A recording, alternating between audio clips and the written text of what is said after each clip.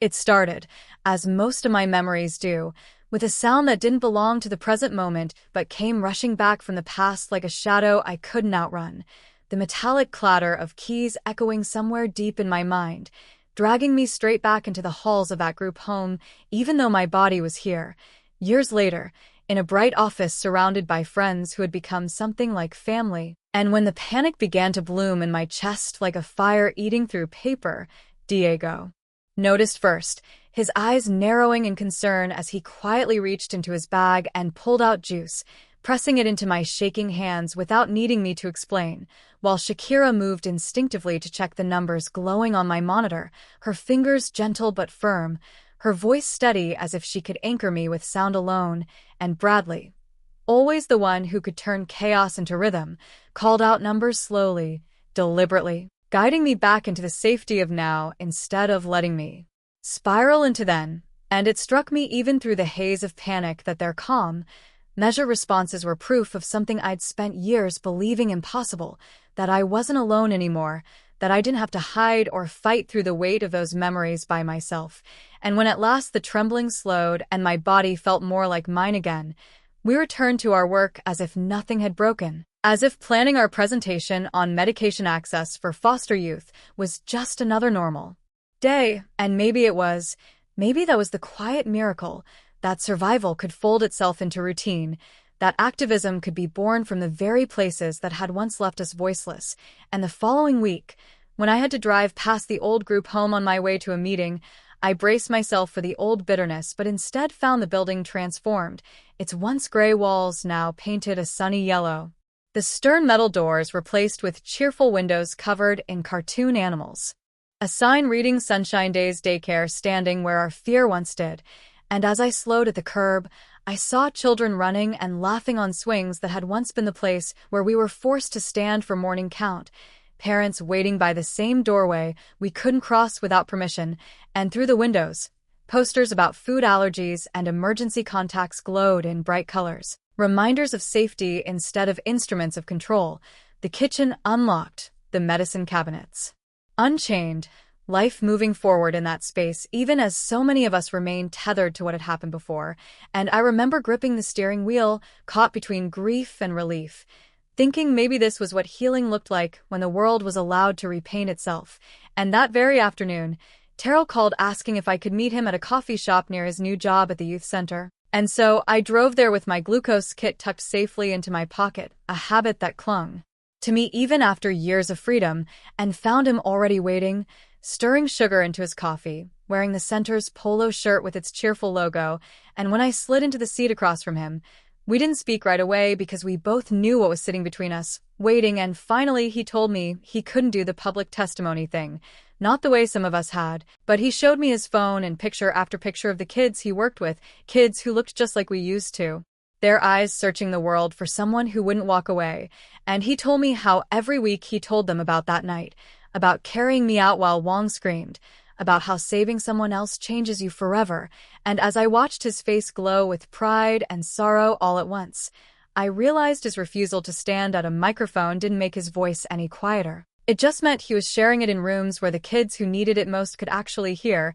and we shook hands across that little coffee-stained table. No more words needed, because the silence between us held more truth than anything spoken. And then 2 days later Shakira called with news that made my hands shake, her voice bubbling with a mix of disbelief and triumph, because the state had bought the rights to her old iPod footage, the shaky, grainy recording of our worst night, intending to use it as the centerpiece of their new training program on medical neglect in care facilities, meaning every new employee in every group home across the state would be required to watch, required to see what happened to us, required to learn what not to do. And Shakira, after years of therapy bills that weighed heavier than rent, was finally being paid enough to cover her healing for 5 years, and in an almost surreal twist, they were naming the training module after us, after those who had survived. And for a moment I sat there stunned, imagining strangers watching the echoes of our pain, imagining staff shifting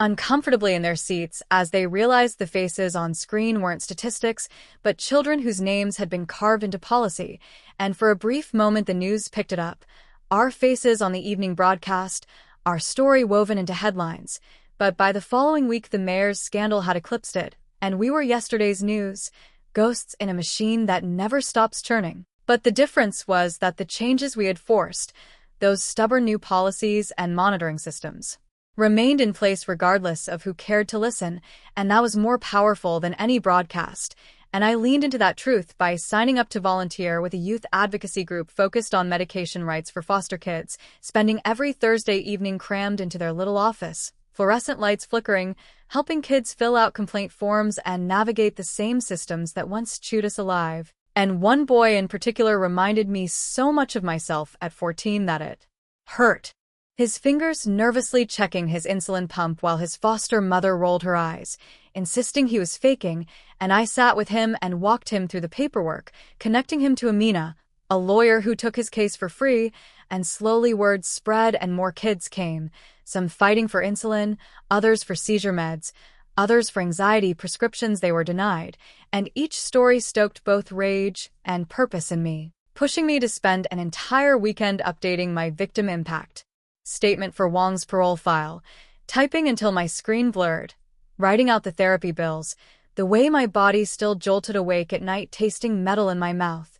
every lingering scar she left behind, making sure no detail was lost because if she ever sought early release, the record needed to hold the truth. And when I finally printed and notarized 3 copies and mailed them out, I felt something like finality. Though the call that came the following Tuesday reminded me closure is never neat, because Wong had contacted 3 former colleagues from the agency, violating her parole terms, and her officer asked if I'd attend the violation hearing, and I said no, because though part of me longed to see her diminished, a greater part of me needed to keep my eyes facing forward, not backward, trusting others to handle her while I built something better, and so I poured myself into our survivor group, which by then met monthly in Shakira's apartment, her living room the largest and therefore our gathering place, where we ordered greasy pizza and sat sprawled on couches, talking about work and dating and daily frustrations,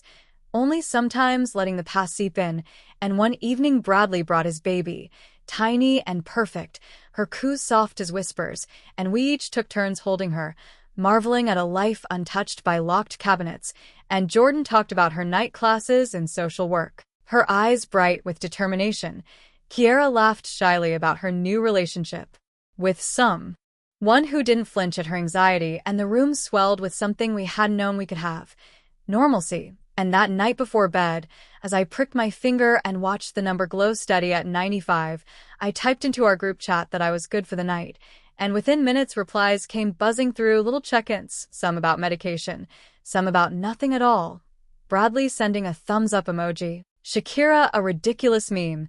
Terrell noting that the kids at his center had asked about us again, and he told them we were all doing fine. Jordan nervously reminding us her exam was tomorrow, Kiera celebrating her first full week without a panic attack, and as I watched the screen light up with their voices, I realized the power wasn't in the grand gestures or the public testimonies, but in these small acts of constant presence. Our broken little families stitching each other back together across the distance, and in the weeks that followed, survival stopped feeling like a reflex and began to feel like a choice, deliberate and hard one, though healing was never smooth but jagged like scar tissue. And still some nights I woke drenched in terror, the keys rattling in my dreams, the taste of metal haunting me, and yet other nights I fell asleep with hope so fragile it seemed dangerous to trust, because joy after trauma feels like a trick, like if you lean into it too hard it will be stolen. But I forced myself to let it in, volunteering extra hours, answering late-night texts, mentoring kids through paperwork that once would have broken me, and sometimes catching my own reflection in darkened windows, startled to see a woman standing where a trembling girl used to be. And one night Jordan asked me to proofread her policy paper, her tired voice tinged with excitement. And as I read her words about reform, I realized we weren't just healing. We were rebuilding the system brick by brick, complaint by complaint, until fewer children would ever hear the sound of keys at night. And Kiera shared her therapy milestones, Bradley his baby's first laugh, Diego his new apprenticeship, Shakira her creative projects woven with advocacy, Terrell the questions of his youth center kids about whether heroes always wear capes, and he telling them no, Sometimes heroes are just the ones who don't leave, and those words wrapped around me like a blanket, reminding me that our family was bound not by blood, but by survival, and sometimes I'd sit alone in my apartment, glucose tabs in hand, marveling that something so small once meant the difference between life and death, fury rising that it was ever withheld, gratitude overwhelming that it was not withheld forever, and I thought about Wang less as a person and more as a symbol of silence, and how our refusal to stay silent had undone her, and though a part of me longed to look her in the eye, I knew the true victory was choosing not to orbit her anymore, because my story belonged to me, to the kids I helped, to the policies that would protect children I'd never meet, and sometimes I wondered if the daycare workers at Sunshine Days felt anything in the walls, if the yellow paint had covered the ghosts or merely painted over them, and maybe that's all healing is, not erasure but layering something softer over something sharp,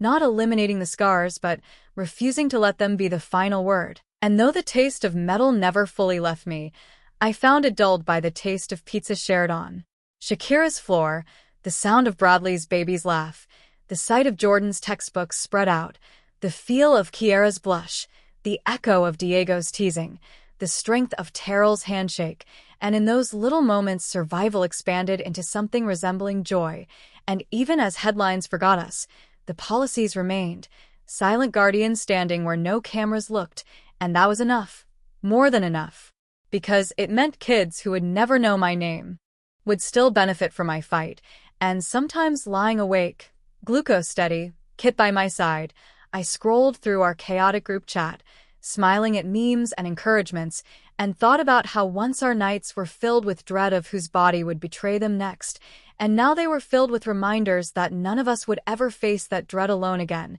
and maybe that was the miracle, that brokenness could weave itself into something unbreakable, and I tell you all of this not because I seek pity, but because I seek witnesses, because silence is where abusers build their thrones and stories are how we tear them down. And if you carried these words with me all the way here, then you are part of the witnessing, part of the keeping alive, part of the proof that children once locked away forced open the doors and walked into air and light and stubborn, defiant survival. And so thank you, truly, for spending this time with me, for listening as I let the echoes become voice. And if you found something here that stirred you, please subscribe to Confession Book, because there are more stories that deserve to breathe. And if you have a story of your own, a confession you've hidden in your chest, don't let it suffocate there. Send it to confessionbooks@gmail.com, and let us be your voice, because together we can keep painting the walls brighter, story by story, until the world learns that no child should ever have to beg for medicine, or freedom,